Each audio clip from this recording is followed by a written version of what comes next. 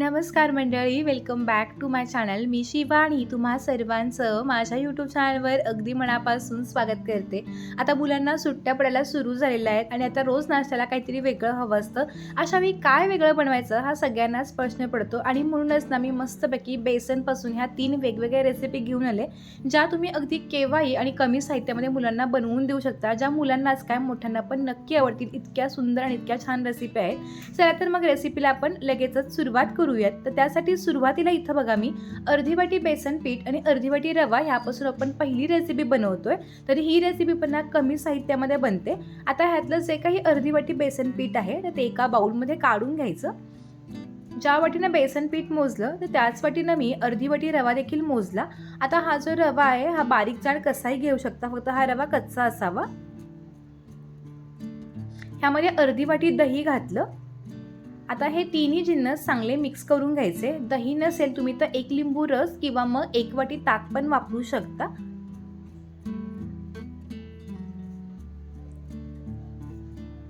हे सगळं बघा आता बऱ्यापैकी चांगलं असं मिक्स झालेलं आहे. आता ह्यामध्ये आपण पाणी घालूया.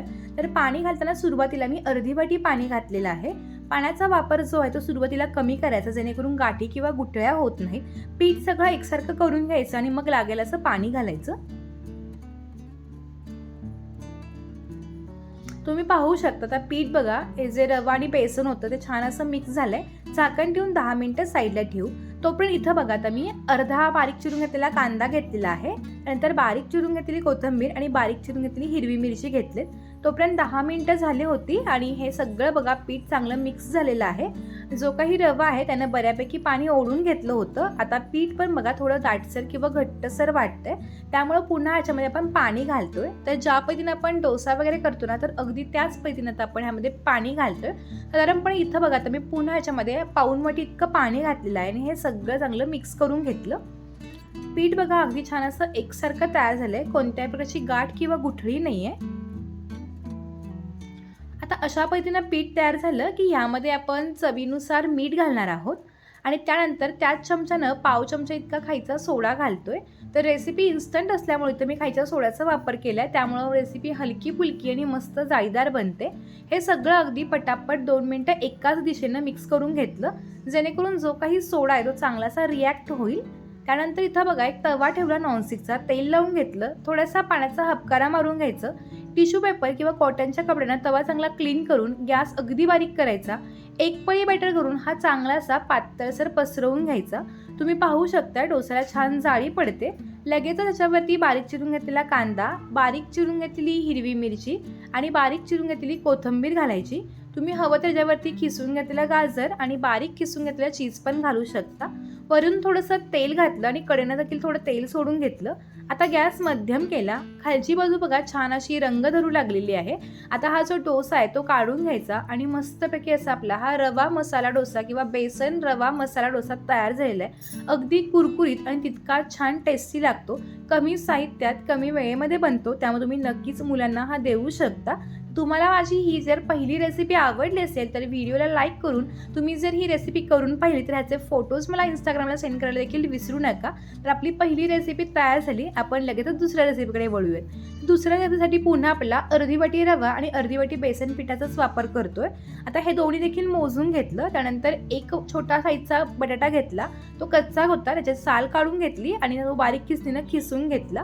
2 ते 3 पाण्यानं स्वच्छ असा धुवून घ्यायचा आणि ह्यातलं पाणी काढून घ्यायचं. एका मोठ्या पातेल्यामध्ये आपण अर्धी वाटी बेसन, अर्धी वाटी रवा, त्यासोबतच बारीक चिरून घेतलेला कांदा, बारीक चिरून घेतलेली कोथिंबीर, त्यानंतर जो बटाटा खिसून घेतला होता तो संपूर्ण बटाटा घालायचा. त्यानंतर चवीनुसार मीठ घातलं. आता हे सगळे जिन्नस चांगले मिक्स करून घेऊयात. त्यानंतर आता आपण पाणी घालतोय. तर सुरुवातीला इथं बघा मी 1 वाटी पाणी घालते. तर ह्या रेसिपीसाठी आपल्याला टोटल 2 वाटी पाणी लागणार आहे, कारण आपण अर्धी वाटी रवा आणि अर्धी वाटी बेसन पीठ वापरलं, म्हणजे टोटल 1 वाटी. तर याच्या दुप्पट म्हणजेच आपल्याला 2 वाटी पाणी घालायचं आहे. पण मी संपूर्ण पाणी एकत्र न घालता सुरुवातीला 1 वाटी पाणी घालून सगळ्या गाठी मोडून घेतल्या आणि त्यानंतर जे काही दुसरी वाटी पाणी ते घालते, जेणेकरून ही टीप किंवा ही टेक्निक वापरल्यामुळं कोणत्याही पिठाच्या गाठी किंवा गुठळ्या होत नाहीत. जे काही पीठ आहे ते सगळं अगदी एकसारखं तयार होतं. अगदी बघा छानपैकी पीठ जे आहे ते तयार झाले. आता लगेच आपण पुढची कृती करूयात. त्यासाठी इथं बघा गॅसवरती एक कढई ठेवली, 2 मोठे चमचे तेल, 1 चमचा जिरे घातले, बारीक चिरून घेतलेली हिरवी मिरची आणि 1 मोठा चमचा पांढरे तीळ, थोडंसं मी हिंग घातले. बेसन पीठ असल्यामुळे मी हिंग वापरला आहे. हे सगळं बघा आता चांगलं असं 2 मिनटं परतवून घ्यायचं. गॅस अगदी बारीक करायचा आणि जे काही आपण पीठ तयार करून घेतले ते संपूर्ण पीठ घालायचं आणि अगदी पटापट हे चांगलं असं मिक्स करून घ्यायचं. लक्षात ठेवा ही प्रोसेस करताना गॅस अगदी बारीक असावा आणि हे सगळं चांगलं मिक्स झालं की गॅस मध्यम करून ह्याचा एक चांगला गोळा होईपर्यंत आपण हा परतवून घेणार आहोत. तर ही रेसिपी तुम्ही मुलांसाठी स्नॅकला किंवा किड्स पार्टीला नक्कीच बनवू शकता. इतकी सुंदर आहे आणि ही जी रेसिपी आहे तुम्ही आधी बनवून 2 ते 3 दिवसानंतर देखील ट्राय करू शकता. त्यामुळे तुम्ही अगदी गडबडीच्या वेळेनं आधी रेसिपी बनवून ठेवलीत तरी पण ही मस्त रेसिपी बनते. साधारणपणे 5 ते 7 मिनिटांनंतर तुम्ही पाहू शकता तर छान असा गोळा बनायला सुरुवात झाली आणि जो गोळा आहे तो अगदी अजिबात कढईला चिकटत नाही आहे. तर अगदी अशा पद्धतीचा गोळा आपल्याला तयार करून घ्यायचा आहे. म्हणजे जे बेसन आणि रवा आहे तो अगदी परफेक्ट शिजला जातो. त्याचा जो काही कच्चेपणा आहे तो देखील निघून जातो. छान असा गोळा तयार झाला आहे. आता गॅस जो आहे तो बंद करून घेऊयात. त्यानंतर इथं बघा एका ताटाला मी तेल लावून घेते. आता ह्या ताटामध्ये आपण जे बेसन पिठाचा गोळा शिजवून घेतला होता तो संपूर्ण मिश्रण आपण ताटामध्ये घालून थोडंसं कोमट असताना हा एकसारखा असा पसरवून घेणार आहोत. मी बऱ्याच वेळा हा आधी बनवून ठेवते आणि आयत्या वेळेला मस्तपैकी ही रेसिपी बनवायला घेते. खूप छान होते. माझ्या घरी सगळ्यांची आवडती रेसिपी आहे. थोडंसं गरम असेल तुम्ही एखाद्या वाटीला थोडंसं तेल लावून देखील हे थापून घेऊ शकता. छान थापून घेतलेलं आहे. साधारणपणे आता एक 5 ते 10 मिनटं हे थोडं थंड होऊ द्यायचं. म्हणजे ह्यातली वाफ निघून गेली की रेसिपी अगदी मस्त आणि छान बनते. तुम्ही जर चॅनलवरती नवीन असाल तर नक्की चॅनलला सबस्क्राईब करून छान कमेंट्स करायला विसरू नका. साधारणपणे एक 7 ते 8 मिनटं झाली. छान थोडंसं कोमट झाल्यानंतर ह्याच्या आपल्याला आवडत्या आकारामध्ये आपण हे कट करून घेणार आहोत. थोड्याशा मोठ्या आकारामध्ये जसं मी चौकोनी आकारामध्ये हे कट करून घेते. तुम्ही हवं तर त्रिकोणी किंवा तुम्हाला कोणता आकार आवडतो त्यामध्ये देखील हे बनवू शकता. तुम्हाला जर अशाच भरपूर रेसिपी पाहायच्या असतील तर तसं देखील मला कमेंट करून सांगा. जेणेकरून मी अशाच छोट्या छोट्या आणि अगदी सिंपल रेसिपी तुमच्यासाठी नक्की घेऊन येत जाईन. तर मस्तपैकी हे कट झालेलं आहे आणि अगदी छानपैकी तयार झालं आहे. कोणत्याही प्रकारे हे ताटाला अजिबात चिकटत नाही. मस्तपैकी बघा हे छान तयार झाले. आता आपण हे शालो फ्राय करूयात. तर इथं बघा गॅसवरती एक मी पॅन ठेवला. पॅनमध्ये मी 1 ते 1.5 चमचा तेल घातलं. तेल चांगलं गरम झालं की ह्यामध्ये आता आपण 1 चमचा पांढरे तीळ आणि थोडंसं जिरे घालायचे आणि त्यामध्ये आता हे कट करून घेतलेले बेसनचे पॅटीस घालतोय. तर माझ्या घरी याला सगळेजण बेसनचे पॅटीस म्हणतात. मस्तपैकी असे वरून कुरकुरीत आणि खूप छान खमंग लागतात. गॅस मध्यम करून ना छानपैकी असे हे मस्त भाजून घ्यायचे. तुम्ही हवं तर हे डीप फ्राय पण करू शकता पण मी कमी तेलामध्ये करते त्यामुळे इथे मी शालो फ्राय केलाय. मस्त रंग आलाय. बघतानाच तोंडाला पाणी सुटते. तुम्ही टोमॅटो केचप किंवा कोणत्याही पुदिन्याच्या चटणीसोबत नक्कीच हे सर्व शकता. वरून कुरकुरीत आणि आतून सॉफ्ट असे हे पॅटीस तयार झालेले आहेत. दोन्ही बाजूंना मस्तपैकी भाजले गेलेत. आता हे काढून घेऊयात. तर आज इथं हे जे पॅटीस आहेत ते मी टोमॅटो केचप सोबत सर्व केलेले आहेत. तर तुम्हाला माझी आजची ही दुसरी रेसिपी कशी वाटली हे मला कमेंटद्वारे कळवायला विसरू नका आणि आजचा व्हिडिओ आवडला असेल तर लगेचच व्हिडिओला लाईक देखील करा.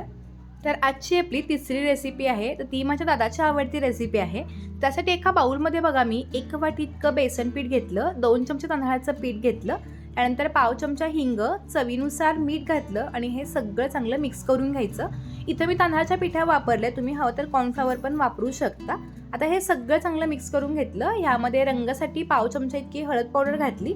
हे सगळं चांगलं मिक्स करून घ्यायचं आणि थोडं थोडं पाणी घालून ह्याचं एक मध्यम कन्सिस्टन्सीमध्ये येईल असं एक पीठ तयार करून घ्यायचं.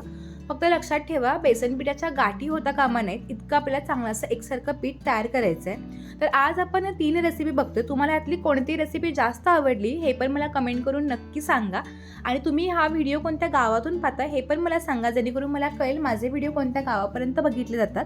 आता हे सगळं चांगलं मिक्स करून घेतलं. एकसारखं पीठ चांगलं तयार झालेलं आहे. ह्याच्यावरती झाकण ठेवून आता आपण एक 5 ते 10 मिनटं वाट पाहूयात.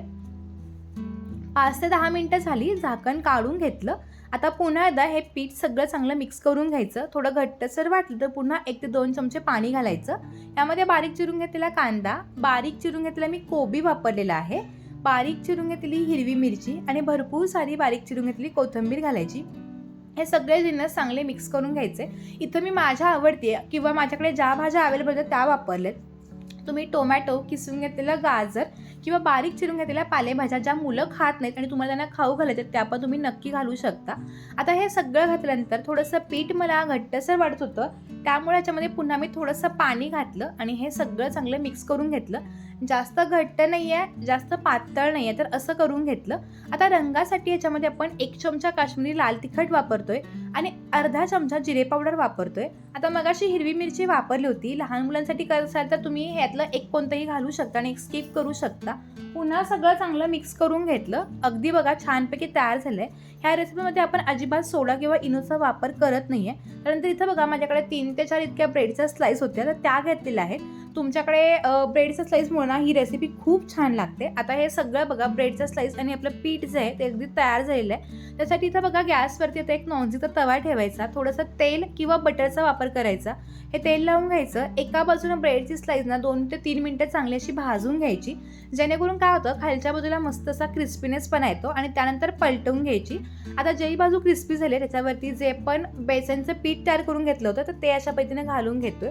बऱ्याचदा आपण भजी किंवा पाववडे करू शकत नाही, तर अशा वेळी ना कमी तेलामध्ये हेल्दी रेसिपी मुलांना नक्कीच बनवून देऊ शकतो. एक 2 ते 3 मिनिटं वाट पाहायची आणि बाजू पलटी करून घ्यायची. आता जो खालच्या साईडचा ब्रेड आहे तो पण बघा छान असा क्रिस्पी तयार झालाय. आता ह्याच्यावरती पुन्हा जे आपण पीठ तयार करून घेतलं ते घालायचं. त्यामुळे काय होतं अगदी मस्त टेस्ट लागते. कमी तेलामध्ये आणि हेल्दी रेसिपी असल्यामुळं मुलांना अगदी आनंदाने एन्जॉय करत ही रेसिपी खातात.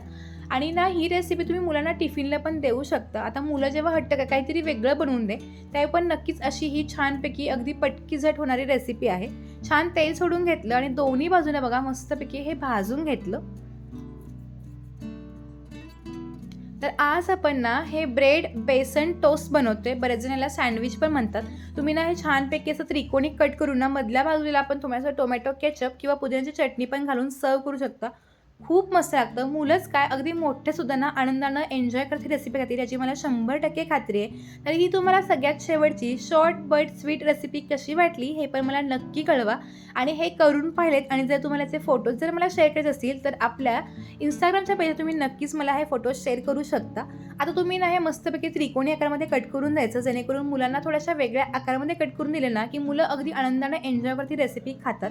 मस्त असे हेल्दी आपले हे सँडविचेस तयार झालेत आणि बेसन पिठामुळे ना अगदी खमंगपणा पण येतो. मी ते टोमॅटो केचपसोबत सर्व करून घेतलेत. तर तुम्हाला माझी आजची ह्या तिन्ही रेसिपीज कशी वाटल्या हे मला कमेंटद्वारे कळवायला विसरू नका. आणि जर तुम्हाला अशाच रेसिपी पाहिजे असेल तर मला नक्की कमेंट करून सांगा. पुन्हा एकदा अशाच मस्त आणि छान रेसिपीसोबत भेटणार आहोत. तोपर्यंत मस्त राहा, खात राहा आणि सगळ्यात महत्त्वाचं तुमची स्वतःची काळजी घेत राहा. हा व्हिडिओ कुठून पाहता हे पण कळवायला विसरू नका. तोपर्यंत धन्यवाद.